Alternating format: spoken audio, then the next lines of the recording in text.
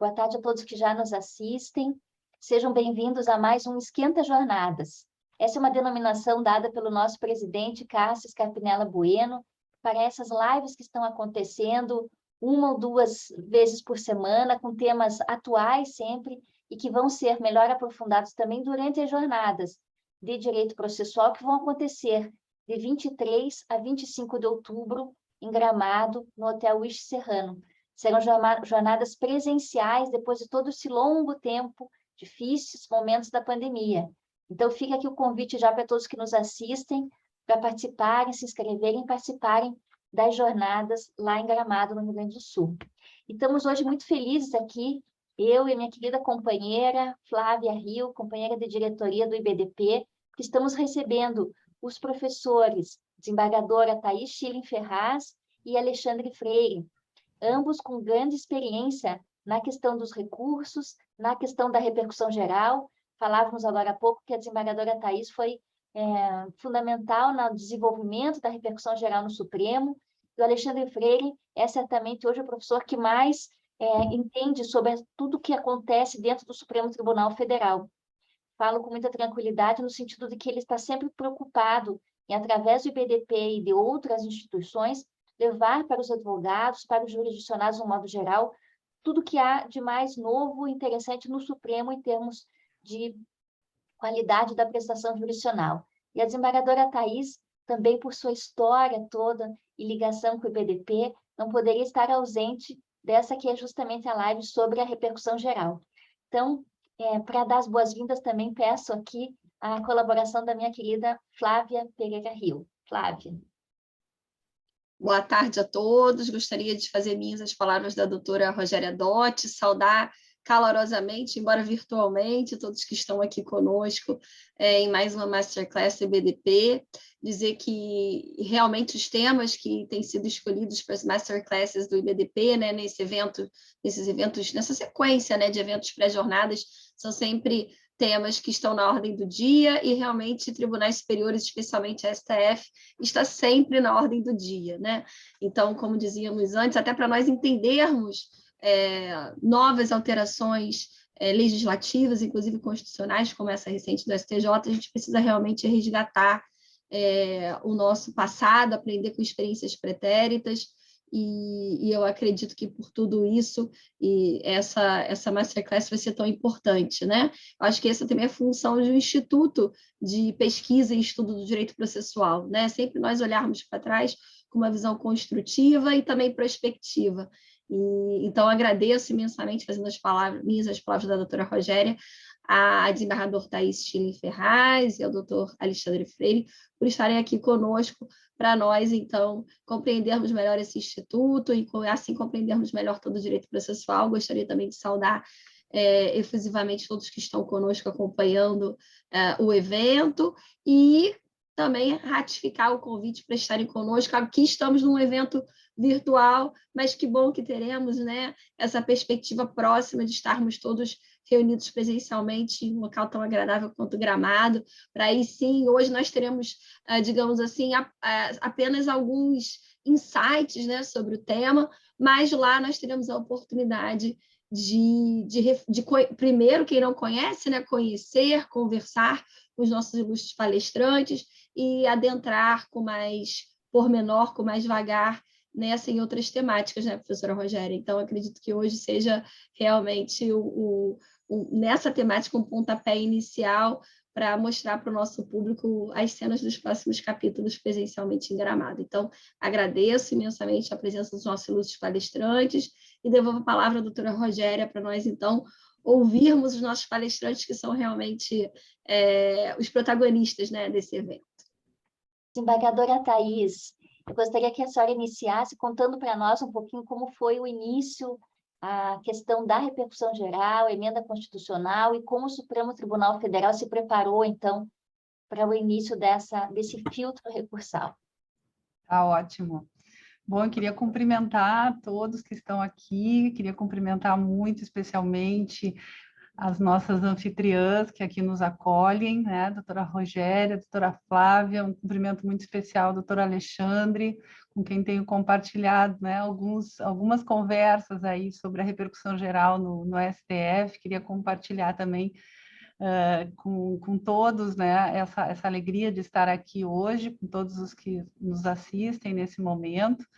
E partindo diretamente para a sugestão de abordagem, Rogéria, eu diria que essa fase inicial ela foi uma fase de muita criação, né? Foi preciso inventar, na verdade, a repercussão geral, porque a emenda cria, né? A emenda 45 cria a repercussão geral, ela demora bastante tempo até ser regulamentada por lei, né? E até entrar efetivamente em vigor, que acontece, o que de fato acontece no STF em maio de 2007, né? Com a promulgação da emenda regimental que coloca em vigor a repercussão geral dentro do STF. E a partir dali, então, começa a acontecer todo um trabalho no sentido de desenvolver rotinas para poder selecionar recursos representativos de controvérsias constitucionais, avaliar se aqueles temas daqueles recursos teriam ou não repercussão geral, para, enfim, levar a julgamento de mérito. E o Supremo Tribunal Federal, com uma pauta pesadíssima, uma pauta de plenário sempre muito pesada, né, em seguida percebe que não seria possível tratar a repercussão geral e dar o tratamento que a Constituição esperava para esses recursos extraordinários, se eles fossem passar por uma tramitação como acontecia até então com todos os recursos. Quer dizer, se tivesse que levar primeiro a julgamento no plenário da própria existência da repercussão geral, para daí entender que sim, eventualmente, e aí, num segundo momento, levar novamente a pauta do plenário para julgar o mérito da repercussão geral, isso demoraria muito tempo. E era importante, inclusive, para efeitos de sinalizar para todos os tribunais de origem quais seriam os temas inicialmente abordados e levados a julgamento, por serem considerados imediatamente relevantes, era importante criar uma maneira de avisar esses tribunais todos de que aqueles temas iriam a julgamento de mérito. Então, surgiu a ideia de criar o plenário virtual no STF. Então, ele nasce com a expectativa de evitar de levar para o plenário tradicional, que eu vou chamar aqui de plenário físico, as questões exclusivamente para exame de repercussão geral. Se decide, então, que elas serão examinadas no plenário virtual. Ele entra em vigor ainda no final de 2007. Era um sistema, e é até hoje, um sistema bastante simples de operar. Ele, através desse sistema, o ministro identifica algum recurso representativo de uma determinada controvérsia que ele quer avaliar se tem ou não tem repercussão geral, e ele, então, faz uma manifestação naquele processo, a gente nem chama de voto, mas é como se fosse um voto, né? Ele faz a manifestação ali, insere no sistema aquela manifestação, e a partir do momento em que ele insere no sistema, começa a contar um prazo para todos os demais ministros, num determinado momento, entrarem dentro daquele prazo e avaliar a manifestação do relator, dizer se concorda, não concorda, eventualmente fazer a própria manifestação. A maior parte dos ministros procura simplesmente concordar, ou, se discordar, aí sim faz uma manifestação. Mas alguns ministros fazem manifestações específicas também, mesmo que seja, às vezes, acompanhando o relator. Aí passa o prazo, né, que se convencionou na época que era 20 dias, e esse prazo, então, concluído, o próprio sistema apura o resultado, e se não houver 8 votos pela recusa da repercussão geral, então se reconhece que há repercussão geral. Assim nasce a ideia do plenário virtual. Com o tempo, ele vai ganhando outras finalidades também, inclusive a finalidade de separar o que é questão constitucional de questão infraconstitucional, né? Inclusive, lá, a partir de um determinado momento, no plenário virtual, se começa também, além de examinar se o tema tem ou não tem repercussão geral, também se começa a decidir se a jurisprudência pode ser imediatamente reafirmada. Então, nós começamos a ter julgamento de mérito também no plenário virtual, não só o reconhecimento da existência da relevância, não é? E então ele vai ganhando um escopo cada vez maior até chegar hoje numa condição bem mais abrangente em termos de possibilidades, não é? Mas naquele início, de fato, ele nasce para se conseguir imediatamente fazer essa primeira análise. E isso era muito importante porque aquela fase inicial, lá em 2007, 2008, 2009, ela era uma fase em que as rotinas precisavam ser construídas, inclusive nos tribunais de origem. As vice-presidências, que até então não tinham missões tão específicas em relação à seleção de recursos que deveriam subir, não é? Começam a ter que fazer isso, tem que fazer toda uma gestão de acervo, porque não bastava mais agora fazer juízo de admissibilidade, e eventualmente depois instruir, remeter um agravo de instrumento no caso de inadmissibilidade. Era necessário fazer também o regime de sobrestamento dos feitos depois que se afetava algum como recurso representativo. Era preciso criar rotinas para depois que o julgamento acontecesse de mérito, aplicar aquilo aos processos sobrestados que ficaram guardados nas vice-presidências. Isso naquela época era só em nível de vice-presidência. Hoje, com o novo CPC, os procedimentos acontecem desde o primeiro grau de jurisdição, mas criava-se, então, toda uma rotina diferente para conseguir fazer a administração desse acervo todo, né? Os tribunais, como é que fariam para fazer a seleção dos representativos, qual que era o tamanho da atribuição do tribunal no exame da repercussão geral, isso no início se discutia. O tribunal só verifica se tem uma preliminar de repercussão geral ou o tribunal de origem deve examinar o conteúdo daquela preliminar de repercussão geral, até que o Supremo chegasse e dissesse, não, repercussão geral é o Supremo que examina. Não é? No primeiro grau, no máximo, vai se verificar se foi alegada a existência de repercussão geral, mas não se tem ou não tem. Então, essa é uma atribuição do STF. Mas até isso precisou primeiro de uma primeira decisão que dissesse dessa forma, uma primeira, uma segunda decisão, e assim foram sendo construídas as rotinas de processamento e de seleção também daqueles processos que chegavam ao tribunal, com o objetivo de doravante, para que o sistema funcionasse, o Supremo não precisasse debruçar em cada caso igual e dizer a mesma coisa, né? Era preciso criar um mecanismo para que aqueles processos não subissem mais, né? Mas eu deixo isso para um segundo momento, até para não exagerar na minha fala aqui, só para dar um início aqui. Obrigada, desembargadora. Para quem não conhece a desembargadora Thaís Schilling Ferraz, ela é doutora e mestre pela PUC do Rio Grande do Sul, formada pela Universidade Federal do Rio Grande do Sul e é desembargadora federal no TRF4, mas contribuiu muito para o Supremo Tribunal Federal já desde o início da repercussão geral.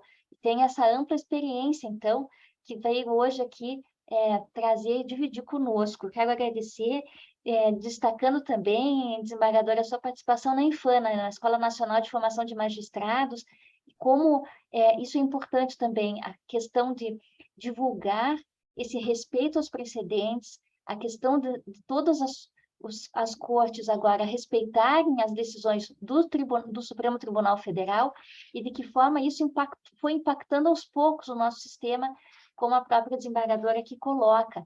E aí já aproveito para fazer uma pergunta, aproveitando esse seu gancho. A gente sabe que houve uma diminuição muito grande de trabalho em virtude da repercussão geral no Supremo Tribunal, mas a gente sabe que isso foi também um caminhar, porque o grande problema são também os agravos. E como aí, através de emendas regimentais, foi se dando poderes para que os tribunais de origem pudessem não admitir os agravos quando a decisão recorrida estivesse em consonância com tese fixada na repercussão geral. Talvez esse também seja um caminho que venha a ser adotado pelo STJ em relação à relevância da questão federal, porque só a repercussão geral e a relevância da questão me parece que não são suficientes para diminuir o volume imenso de agravos que existem, né? Eu queria um comentário seu sobre isso. É interessante a pergunta, porque realmente isso pode voltar a acontecer com o STJ, e na época o Supremo Tribunal Federal precisou tomar uma decisão e não foi fácil, porque o que aconteceu? O Supremo estava se transformando num tribunal de agravos, porque criou-se toda uma sistemática para que os recursos extraordinários não pudessem subir, seja porque eles já não vinham sendo recebidos na origem, quando se tratava de demanda repetitiva, então subia só o representativo da controvérsia, os demais ficavam, né? E isso gerava uma quantidade bastante grande de agravos, né? Seja porque quando o recurso chegava ao próprio Supremo, às vezes o tribunal não fazia esse filtro logo no início, e muitos tribunais demoraram para ajustar também os seus procedimentos, para fazer essa filtragem já no momento da admissibilidade, aí o processo chegava no Supremo. E aí se criou no Supremo uma rotina junto à própria Secretaria da Presidência, na época, para identificar que era um tema que já tinha sido submetido ao exame da repercussão geral, seja com solução positiva, negativa, e aquele processo já não subia mais, ele era devolvido diretamente para a origem, para que lá fosse dado o tratamento, né? Depois, inclusive, que a decisão viesse a ser tomada, mesmo que naquele momento ainda não houvesse uma decisão de mérito, mas a questão já estava afetada, então era possível devolver para a origem, para que na origem se desse o tratamento, não é? E eu me lembro que foi preciso tomar uma decisão em relação ao que fazer com os agravos, porque as vice-presidências estavam fazendo juízo de admissibilidade, continuavam fazendo juízo de admissibilidade nos processos antes de sobrestá-los. Então, eu escolho sobre esse determinado tema, que tem uma quantidade X de recursos, eu vou mandar os representativos para o Tribunal Superior, e os demais eu já vou deixar admitidos aqui, ou inadmitidos aqui, mas eu vou sobrestar. E o que acontecia era que, às vezes, se fazia o juízo de admissibilidade para dizer que não tinha admissibilidade, por alguma razão, que era, muitas vezes, razões que não são tão formais assim, como, por exemplo, o pré-questionamento, não é? E aí se negava admissibilidade para recursos cujos temas de fundo eram já submetidos à repercussão geral. E isso estava gerando uma quantidade enorme de agravos, e os agravos continuavam subindo. Então, o tribunal segurou o recurso extraordinário, mas não segurava o agravo. Até que os ministros se reuniram e, numa questão de ordem, até relatada na época pelo ministro Peluso, eles decidem fazer uma modificação, isso gera uma alteração regimental no Supremo, para dizer para os tribunais de origem não façam juízo de admissibilidade sobre temas que já tenham passado pelo crivo da repercussão geral. É melhor nem fazer juízo de admissibilidade, porque, afinal de contas, quando essa questão for julgada em definitivo pelo Tribunal Superior, vai ser possível dar o tratamento para aquilo, independentemente de ter admitido ou inadmitido o recurso. Não precisa fazer o juízo de admissibilidade. Isso foi mal recebido na época, ninguém entendeu bem, porque, afinal, é para manter sobrestado um processo, como assim? E se faltar requisito de admissibilidade, né? Para o processualista isso é sério, né? Assim, e se for um recurso intempestivo, né? Qual que é o limite da intempestividade? Pode ser um mês, pode ser um ano, pode ser 2 anos depois, quer dizer que tem que sobrestar um recurso intempestivo. Eu me lembro que isso gerou uma série de interpretações, e aí se chegou meio que no meio termo, os tribunais disseram, não, o que for requisito absolutamente insuperável, como é o caso da tempestividade, não tem por que manter sobrestado. Mas os demais, por exemplo, uma questão de pré-questionamento, né, que é bem comum, essas é melhor, então, nem fazer juízo de admissibilidade para evitar o agravo. E depois que houver o julgamento, aqueles agravos que, porventura, já foram interpostos, vão poder ter tratamento no próprio tribunal de origem, que foi outra novidade que a repercussão geral trouxe, porque até ali era um dogma, né? Tribunal de origem não podia tocar em agravo. Como assim julgar agravo de instrumento para tribunal superior no âmbito do tribunal de origem, não é? E essa foi uma solução que o Supremo acabou dando via emenda regimental. Vejam que foi algo bem diferente, porque por emenda regimental, o Supremo, pela própria emenda regimental, o Supremo dizia para os tribunais de origem, vocês podem julgar os agravos, né, de instrumento de inadmissibilidade e recurso extraordinário. Então, teve toda essa fase que acabou gerando aí, num primeiro momento, algumas incompreensões, mas que, com o tempo, foi entrando dentro de uma rotina, né? E, hoje em dia, a tendência é não fazer mesmo o juízo de admissibilidade, salvo se for algum requisito formal, como é o caso da tempestividade. Perfeito. Flávia? Perfeito. E, na verdade, essas informações que a desembargadora Thaís trouxe, eu acho que vão conversar muito com o que o professor Alexandre vai falar em seguida, né, professor Alexandre? E eu vou, então, aqui formalmente fazer a apresentação. O professor Alexandre é formado pela Universidade Federal do Maranhão, doutor em Direito pela PUC de São Paulo, mestre pela Universidade Federal do Paraná, secretário de Altos Estudos, Pesquisa e Gestão da Informação do Supremo Tribunal Federal, professor de pós-graduação da PUC de São Paulo e do IDP do Distrito Federal e editor-chefe da revista Suprema. E o professor Alexandre Freire contribuiu decisivamente, foi um dos grandes elaboradores de um documento que eu particularmente considero interessantíssimo, de grande relevância, que é o documento Repercussão Geral 15 anos, né, professor Alexandre? Origens e Perspectivas, publicado em maio deste ano, tem 68 páginas, então realmente é um dossiê importantíssimo. Então, eu acho que até, né, a partir desse documento, e já aqui recomendando a leitura a todos que nos ouvem, de lá para cá, então, a partir desse retrospecto da desembargadora Thais, para cá, nesses 15 anos, qual o saldo, né, professor Alexandre, da repercussão geral, de onde viemos, onde estamos e para onde talvez estejamos caminhando a partir desse eixo, desse fio condutor. Muito obrigada mais uma vez por ter aceitado o nosso convite. Bem-vindo. Muito obrigado pela gentil apresentação, professora Flávia Rio. Para mim é uma grande honra participar dessa masterclass do nosso IBDP, principalmente na companhia da desembargadora Thais Ferraz. Como mencionou, temos tido oportunidade, para minha alegria, de falarmos a respeito desse tema em outros ambientes, como no Supremo Tribunal Federal. Para mim também é uma alegria poder rever a minha amiga Rogéria Dotti e também reencontrar aqui a minha amiga professora Flávia Rio, para tratar desse tema riquíssimo que é a repercussão geral, que coincidentemente este ano completa 15 anos de implementação no Supremo Tribunal Federal. A desembargadora Thais Ferraz apresentou um panorama muito interessante do nascimento da repercussão geral, os grandes desafios daquele momento, até questões mais técnicas, como, por exemplo, aquelas que giram em torno do agravo em recurso extraordinário, da aplicação de temas no juízo de origem e eventual recurso de agravo interno na instância de origem, que são temas caros, sensíveis e que, evidentemente, desafiam a inteligência e dos advogados, dos atores do sistema de justiça como um todo. Eu vou fazer uma análise de qual é o estado da arte da repercussão geral neste exato momento. Hoje, nós temos 1.236 temas examinados no Supremo Tribunal Federal. É um número bastante representativo. Isso não significa que esses 1.236 temas, a Corte tenha definido o mérito. Ela definiu o mérito somente em 493 temas, dos quais, em 144, a Corte reafirmou a jurisprudência e mencionou na sequência o que significa isto, a reafirmação de jurisprudência. E temos hoje 187 temas que pendem de julgamento no Supremo Tribunal Federal, e desses 1.236 temas, a Corte negou 402 temas e reconheceu 824. Por que é importante esses números? Para que a gente possa entender como a repercussão geral funciona e quais são os seus impactos no sistema de justiça.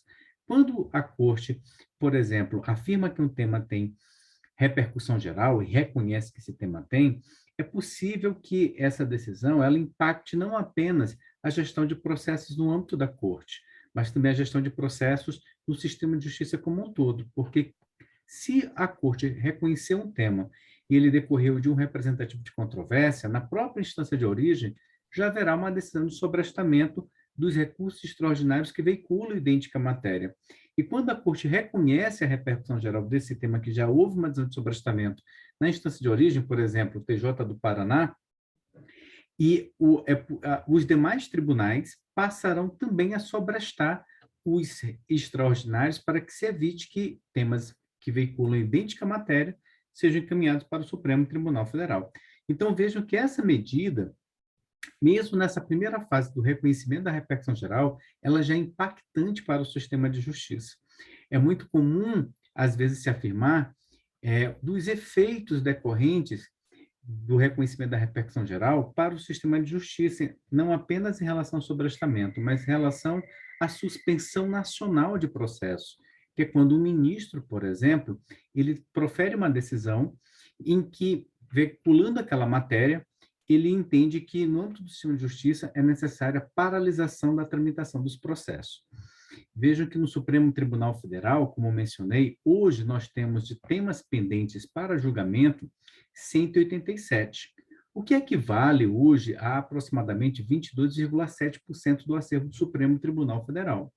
Mas, em relação à suspensão nacional, nós só temos 17 processos com suspensão nacional. Então, isso já dá uma ideia precisa de que o Supremo Tribunal Federal, nesse meio tempo, ele exerceu uma grande capacidade de aprendizagem.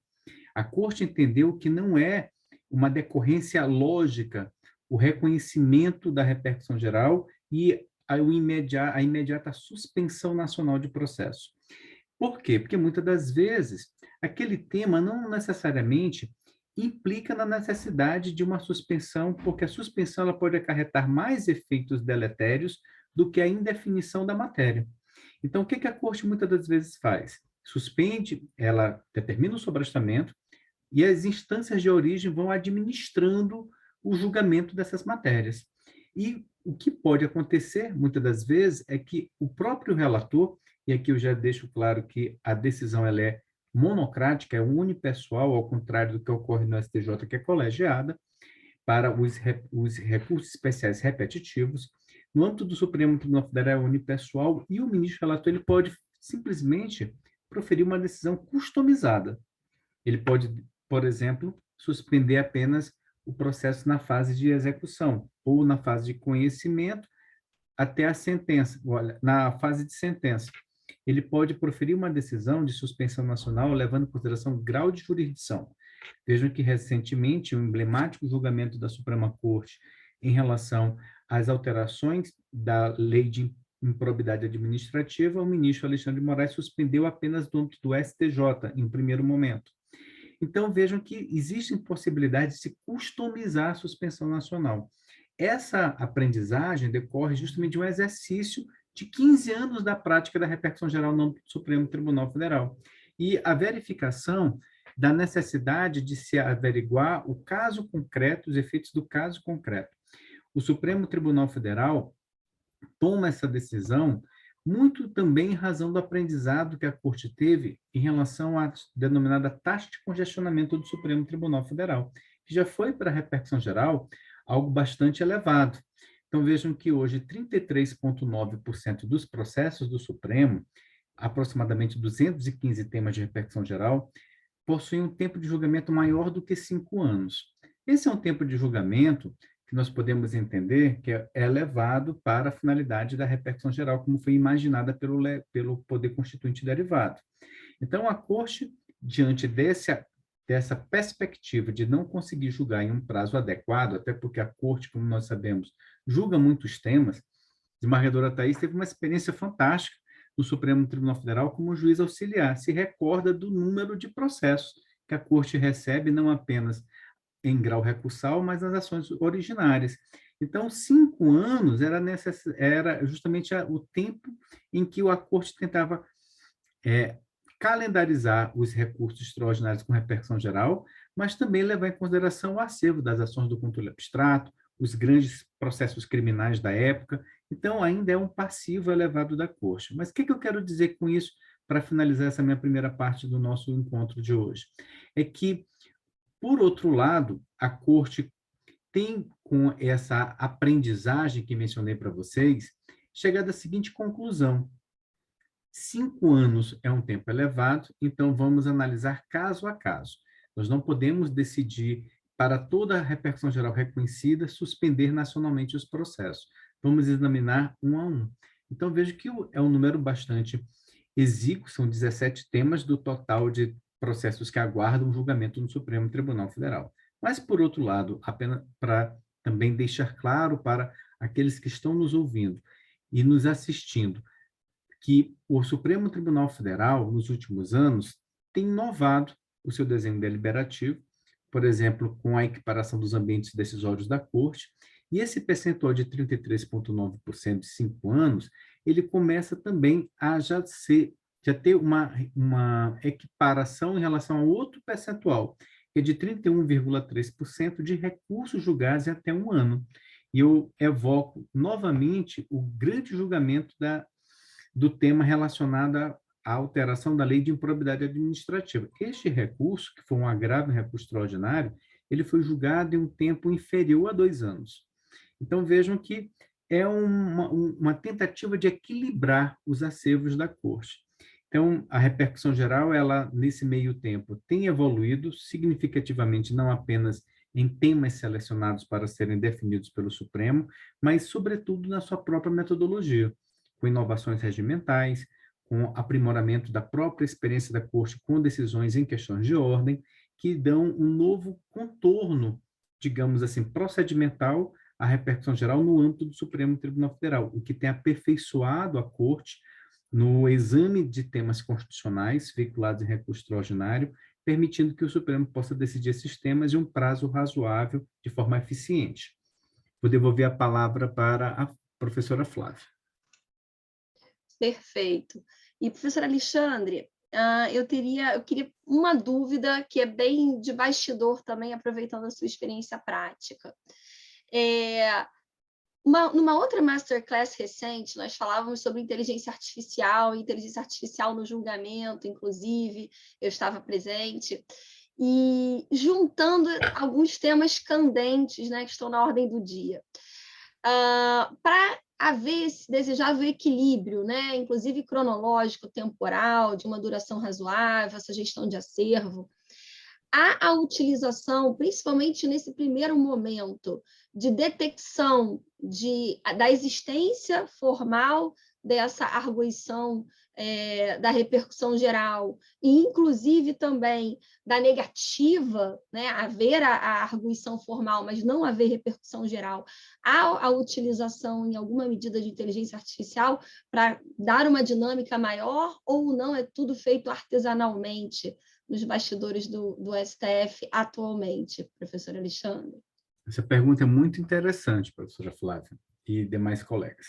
Por que ela é interessante? Porque ela traz à baila justamente a necessidade de conjugação de 3 elementos relevantíssimos para que a repercussão geral ela consiga ser operacionalizada de forma eficiente, que é, primeiramente, a inovação tecnológica, no meu modo de ver, na sequência, a governança judicial e o diálogo com os demais tribunais, que se dá através dos núcleos de gerenciamento de precedentes.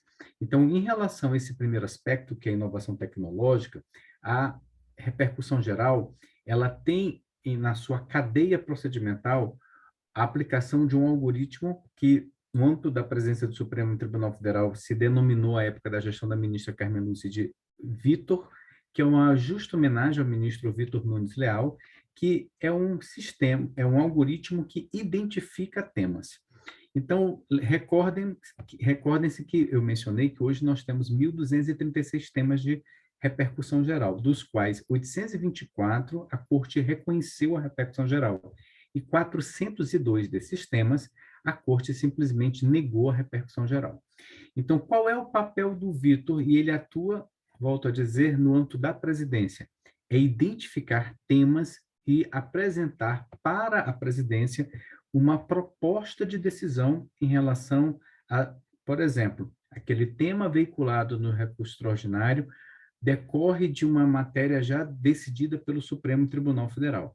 Foi, como se diz na fraseologia da Corte, encaminhado indevidamente ao Supremo. Então, quando esse recurso é encaminhado indevidamente veicula um tema que a Corte assentou a ausência de repercussão geral, o Vitor ele gera uma minuta supervisionada por um assessor, em que apresenta para a presidência uma proposta de devolução do recurso à instância de origem. Por que devolução? O Supremo, em regra, ele não aplica o tema no Supremo Tribunal Federal. Ele devolve para a aplicação do tema. Então, não é um algoritmo presente nos 11 gabinetes. Ele é um algoritmo da presidência, que tem essa finalidade. Mas vejam, hoje nós temos 1.236 temas, dos quais 402 em que se negou repercussão geral, 824 em que se reconheceu a repercussão geral, mas o Vitor, ele operacionaliza com 30 temas. Então, mas por que somente 30? São os mais incidentes, aqueles em que, estatisticamente, a Secretaria de Gestão Estratégica identificou que eram os mais incidentes. Então, ele tem esse papel. Então, se um tema já foi examinado pela Corte, já se decidiu pela ausência de repercussão geral, ele gera uma minuta, eu deixo muito claro isso, sob supervisão, em que ele propõe que aquele recurso ele seja devolvido para a instância de origem, para, no âmbito da vice-presidência, que exerce esse poder delegado da presidência, possa aplicar o tema e negar seguimento ao recurso. Ou, se o Supremo já decidiu a matéria, sob a ótica da repercussão geral, por exemplo, em sentido contrário à pretensão do recorrente, então se baixa a instância de origem para se proferir uma decisão também de negativa de segmento.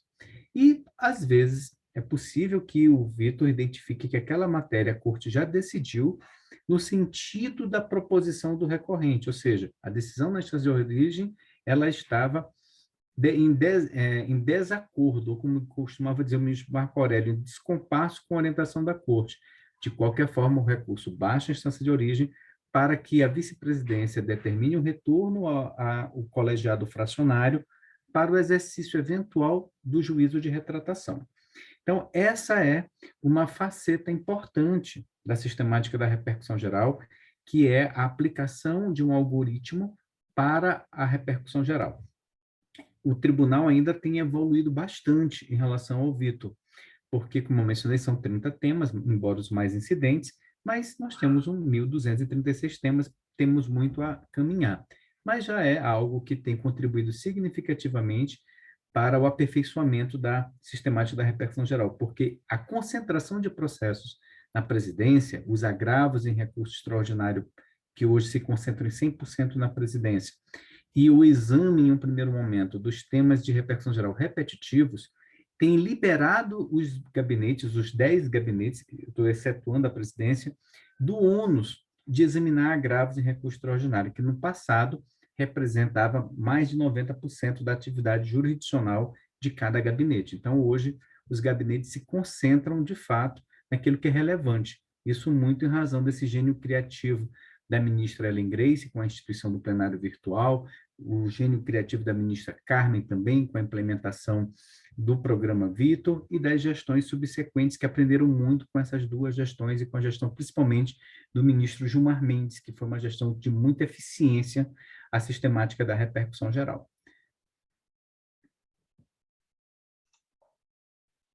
Perfeito.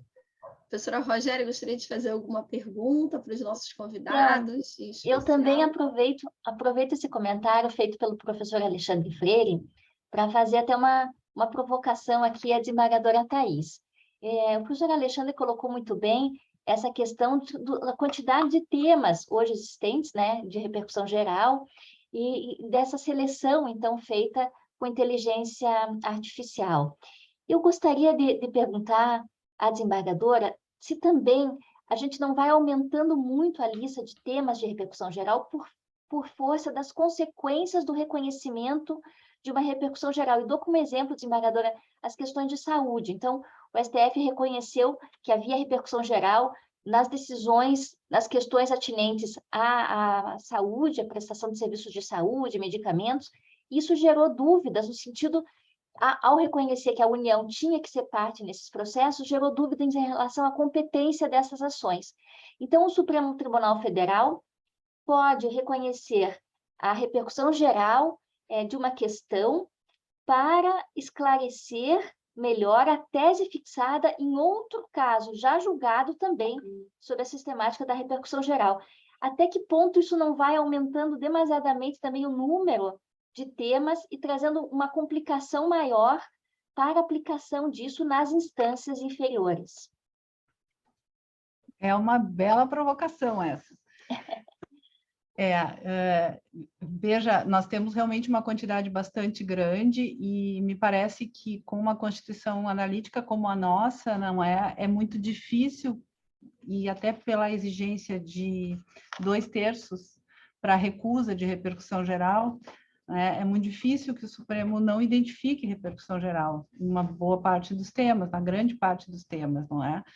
Porque, de fato, tem ali uma questão constitucional e aí a questão da relevância é algo que vai ter que sempre ser examinado caso a caso. Enfim, a gente não tem exatamente um critério objetivo, né? Os critérios, eles são critérios um pouco fluidos, né? E que também são critérios que, eventualmente, vão ganhar um grau de contextualidade, vai depender do momento, às vezes, em que vai justificar, afetar aquela matéria, não é?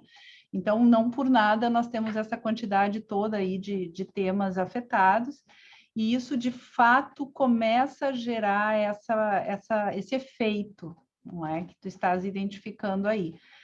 nós temos efetivamente, além de ter que ter um controle muito grande de tudo aquilo que já tem tema julgado, então na hora de aplicar é difícil, e esse é um trabalho que tem que ser feito em conjunto por toda a comunidade jurídica. Então é muito importante que a questão seja levantada no processo, que aquele precedente possa ser discutido antes de ser aplicado.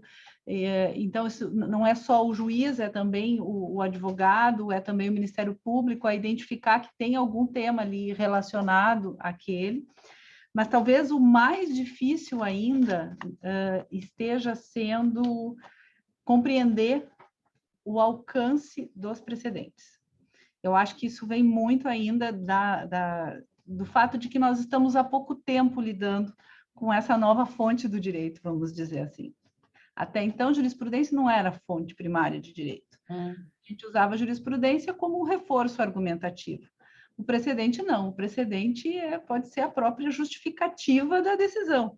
Por si só, é justificativa suficiente para fundamentar, né, desde que o caso seja análogo, enfim, a situação se justifique. E talvez o fato de que nós tenhamos essa tendência, por sermos civil law, de buscar nos precedentes algo semelhante àquilo que a gente encontra na lei, que são preceitos mais genéricos, preceitos mais abstratos, não é? Que a gente possa enquadrar o nosso caso de maneira mais tranquila. Talvez os tribunais superiores, e aí não é só o Supremo, o STJ também, estejam nos entregando algo parecido com isso, que são as teses jurídicas, né? Quando se faz uma tese, a expectativa é que ela seja genérica o suficiente, não é, para que seja possível enquadrar os casos que possam ter relação com aquele precedente. E aí, às vezes, a tese é genérica em relação ao conteúdo do próprio precedente. E esse caso da saúde me parece que é um caso muito específico. É um caso em que, especificamente esse precedente, a discussão era se a pessoa que pedia um medicamento que não estava incluído na política pública tinha direito àquele medicamento. Não é? Embora fosse um medicamento aprovado na Anvisa, comercializado no país, ele não era fornecido pelo SUS.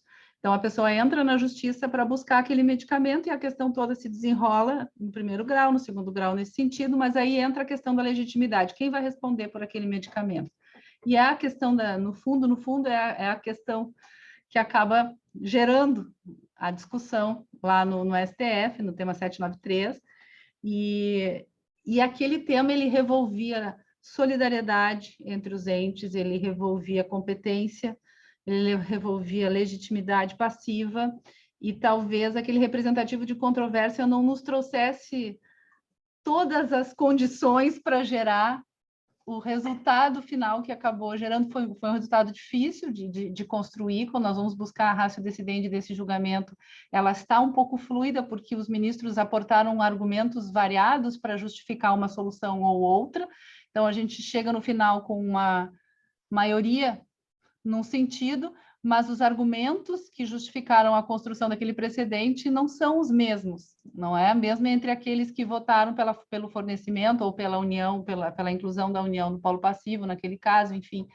E aí, quando a gente tenta aplicar isso para casos que não são exatamente iguais àquele, e mesmo para casos iguais àquele, nós estamos com dificuldade, né? Porque realmente, talvez nós não possamos gerar soluções tão genéricas com os nossos precedentes. Talvez nós tenhamos que aceitar, e eu acho que essa coisa de afetar vários temas vai muito na perspectiva de poder, com uma única solução, resolver um monte de coisas, e, na verdade, talvez a gente não vá conseguir ter soluções tão genéricas partindo de casos tão concretos, não é? E me parece que toda a legitimidade de uma decisão de um tribunal, ela parte sempre do caso, né? Então, eu não posso inventar uma tese que não tenha fundamentação naquilo que foi objeto de discussão no processo, no caso concreto que foi decidido, ainda que aquilo depois possa se abstrair para reger casos iguais, né? Aquela tese ela está vinculada ao caso. Então, pode acontecer situações como essa, em que a decisão acabe não ficando muito clara na sua extensão, afinal, para quais casos esse precedente vai se fundamentar? E aí, das duas, uma, ou o Tribunal Superior reafeta o tema e produz uma nova decisão para delimitar melhor a aplicabilidade daquele precedente, ou, como está acontecendo com o tema 793 da saúde, que me parece que é algo que também os países de common law faz, nós, enquanto intérpretes, começamos a acompanhar de que forma o Supremo está aplicando o próprio precedente.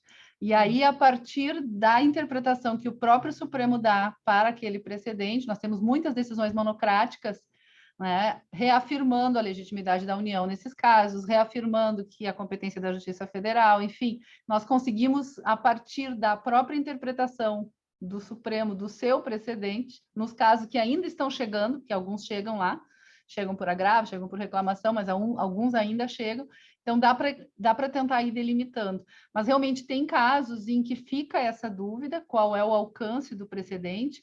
Às vezes, casos também em que, em função da nossa legislação, o Supremo tem um posicionamento, o STJ tem outro posicionamento, um decidiu num precedente qualificado, o outro não decidiu, mas a gente fica em dúvida, afinal de contas, de quem era a competência aqui para decidir esse meu caso, e até por essa razão nós temos hoje, não sei se os senhores conhecem, uns grupos de trabalho que nós criamos no Poder Judiciário, que chama Centros de Inteligência.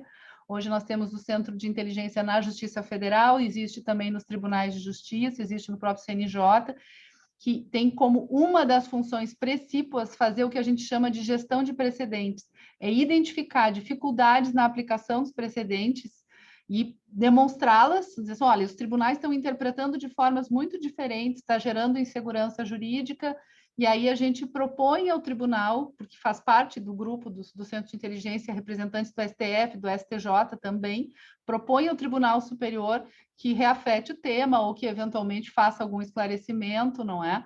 Para que essa questão possa ser resolvida. Então, nós temos que, talvez, começar a criar esses mecanismos para que a gente não fique dependendo exclusivamente, às vezes, de um processo conseguir furar o bloqueio e resolver a questão definitivamente. Mas a pergunta ela é muito desafiadora, sabe, Rogéria? Porque, de fato, essas questões acontecem, nós temos uma Constituição analítica, é impossível que o Supremo não vá ter que se debruçar numa quantidade muito grande de temas, né? E, tradicionalmente, há uma tendência em reconhecer repercussão geral para esses temas, e aí, eventualmente, pode ser necessário fazer um recall do precedente, vamos chamar assim, né? Para conseguir especificar melhor o alcance dele, para que a gente possa aplicá-lo com mais segurança. Esse da saúde, para mim, é um deles, mas temos algumas outras situações assim também. Perfeito, desembargadora. Realmente, esse tema 793 é desafiador aí pelo volume de questões que gera, né? Eu teria outras questões aqui para lhe perguntar, mas nós estamos com pouco tempo, nosso tempo, quando o diálogo é muito produtivo, assim, o tempo passa muito rápido que a gente nem sente. Quero passar, então, a palavra para a Flávia, para as considerações do professor Alexandre. Professor Alexandre, tem um tema que me é muito caro, que é do amicus curiae. E a minha dúvida seria a seguinte, porque desde da emenda regimental 24 e o CPC de 2015 também, no 1035, faz essa menção, uma possibilidade de manifestação de terceiros, né? Então, a minha dúvida seria mais ou menos a seguinte, por exemplo, um processo que desde as instâncias inferiores já tivesse a presença de diversos amicus curiae, portanto, já tivesse a sociedade civil já muito enfronhada naquela discussão.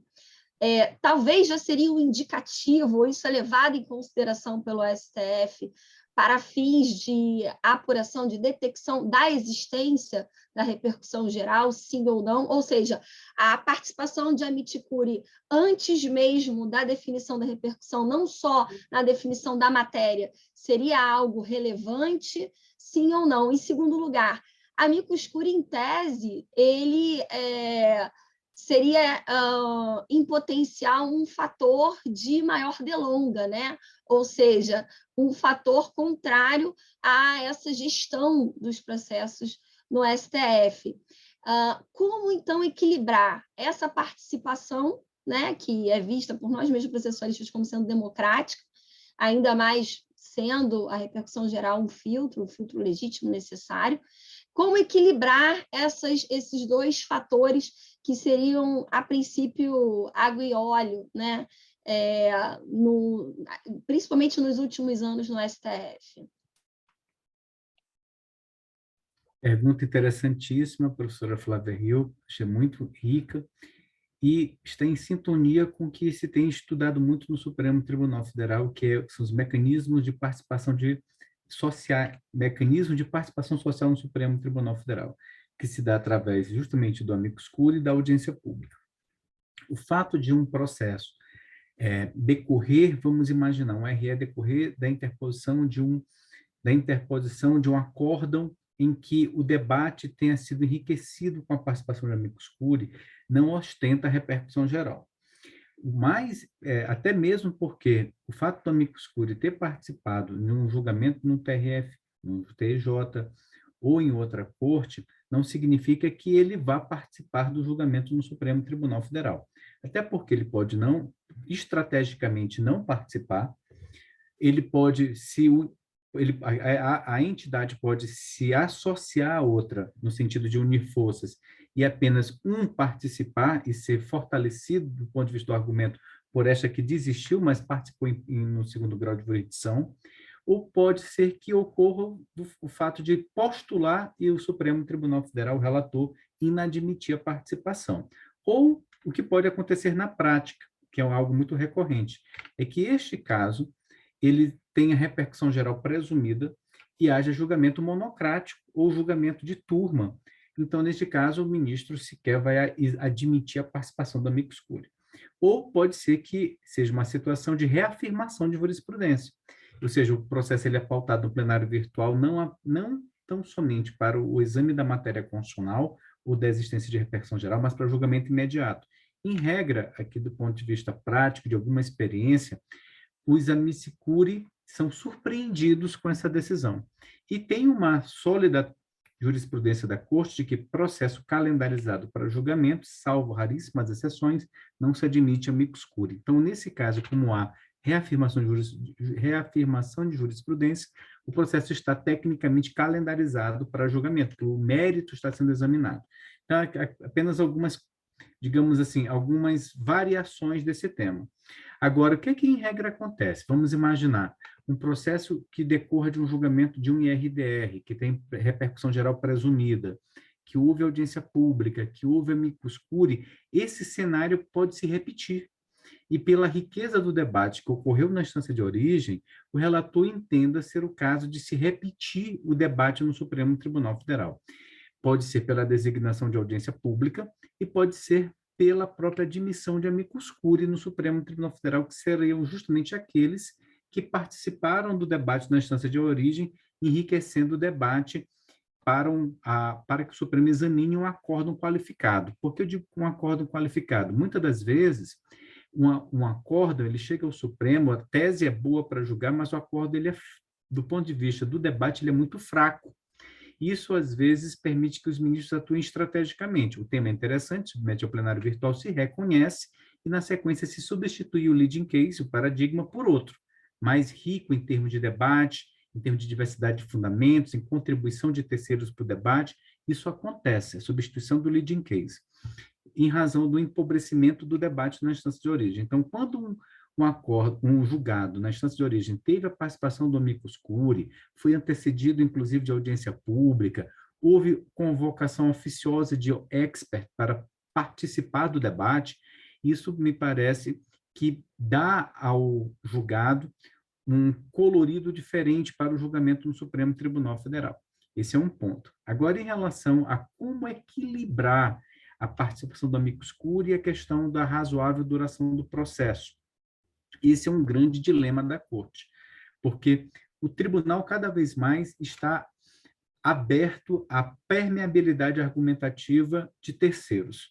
A Corte já se apresenta como um tribunal que, em temas complexos, que, em regra, a Corte não possui capacidade institucional de deliberação, ele está aberto ao debate público. Um trabalho maravilhoso do professor Peter Herberle, traduzido pelo ministro Gilmar Mendes, a Sociedade Aberta dos Intérpretes da Constituição é paradigmático nesse tema.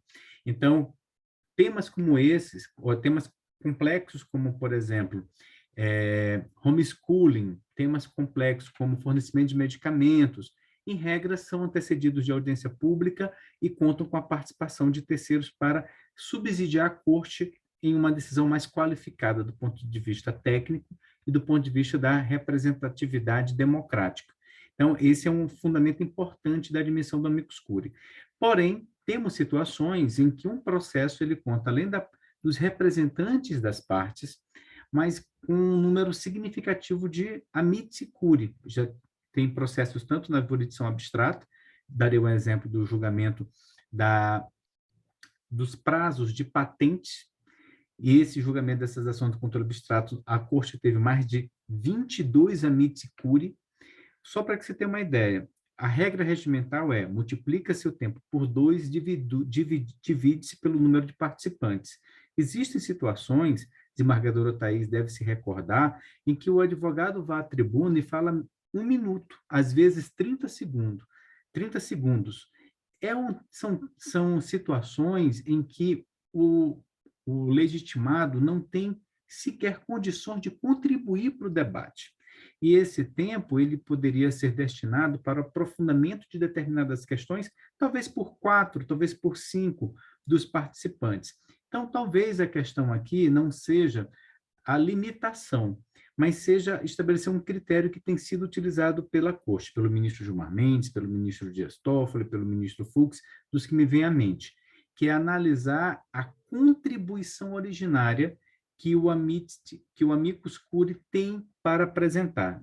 Ou seja, ele não pode tão somente repisar as razões que já constam na peça recursal ou nas contrarrazões ou aquilo que já foi apresentado por outro. Não basta se apresentar no cenário da jurisdição constitucional abstrativizada, que é o RE com repercussão geral, como mais um para dar legitimidade à decisão, porque isso tem se revelado no Supremo Tribunal Federal inócuo.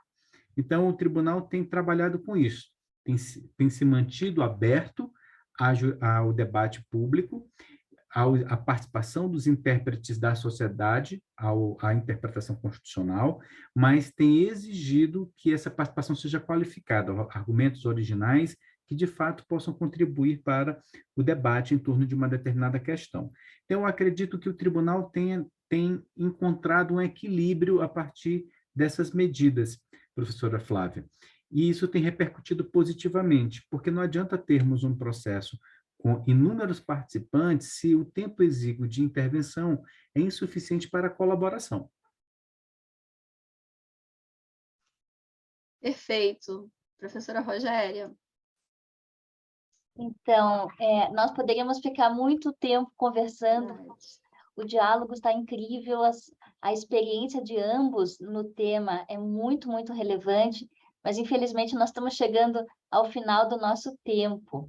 Eu queria, então, agradecer imensamente a participação da desembargadora Thaís Schilling Ferraz. É realmente uma honra tê-la aqui, com todo o conhecimento a respeito do tema da repercussão geral. E queria passar a palavra, então, para a senhora trazer as últimas considerações. Na sequência, daí a Flávia faz o mesmo em relação ao professor Alexandre.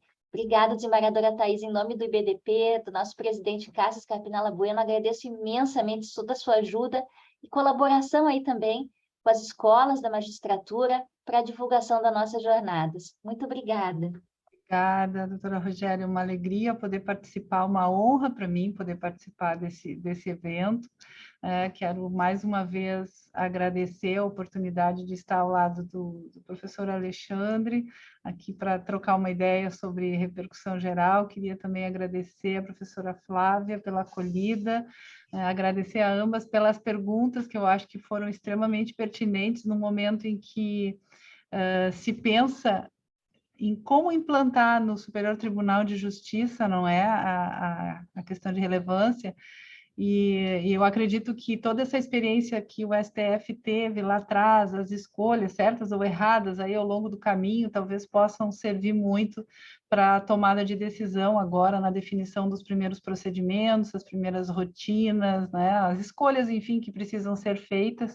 E então é uma alegria poder participar desse momento. Fico à disposição aí para outros encontros. Muito obrigada. Obrigado, muito obrigada mesmo. Professor Alexandre, então, gostaria então de ouvi-lo para a sua saudação final, suas últimas considerações, ratificando também e renovando o agradecimento por ter participado conosco. E aí eu vou fazer uma brincadeira.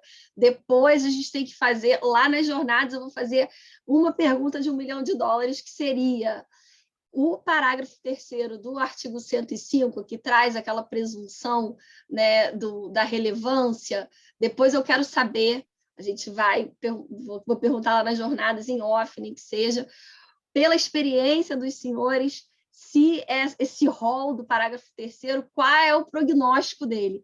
Ele é muito longo, pela experiência dos senhores, ele realmente vai ser, de certa forma, contraproducente para o STJ, ou ele é acertado? Então, depois, lá em Gramado, eu vou fazer essa pergunta de qual é a temperatura pela experiência dos senhores. Mas vamos guardar para lá, até porque teremos oportunidade, que bom. E, então, devolvo a palavra ao doutor Alexandre para as suas considerações finais, agradecendo mais uma vez. Queria agradecer o gentil convite ao nosso presidente Cássio Scarpinella Bueno.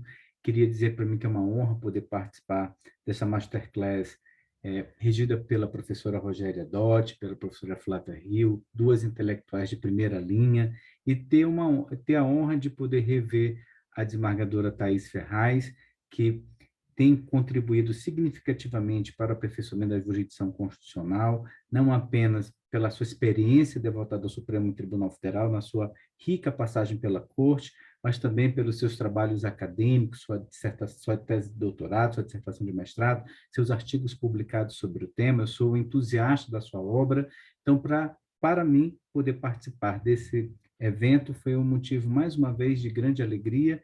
Espero que iniciativas como essa continuem no IBDP. E convido a todos os nossos internautas para a nossa jornada, que ocorrerá em breve, em Gramado, e que teremos não apenas temas relevantes como esse, mas outros mais que são instigantes e que desafiam hoje os atores do sistema de justiça. Então, eu devolvo a palavra. Mais uma vez, muito obrigado. Muito obrigada a todos, professor Alexandre, professora desembargadora Thaís Ferraz, professora Flávia Rio, eu é que agradeço. E quero dizer que nós estamos com o site das jornadas no ar, lá nós temos toda a programação dos vários painéis, são 70 painéis, com vários temas importantes, então vale a pena aqui acessar o nosso site e conhecer um pouquinho mais dessa oportunidade, como disse a querida Flávia, de estarmos com os palestrantes, com os nossos mestres, para uma conversa até assim, como disse a Flávia, para resolver as questões que são tão polêmicas agora, nesses temas atuais. Muito obrigada a todos, uma boa noite e até as jornadas. Boa noite a todos, até as jornadas. Obrigada aos nossos estimados palestrantes. Até breve.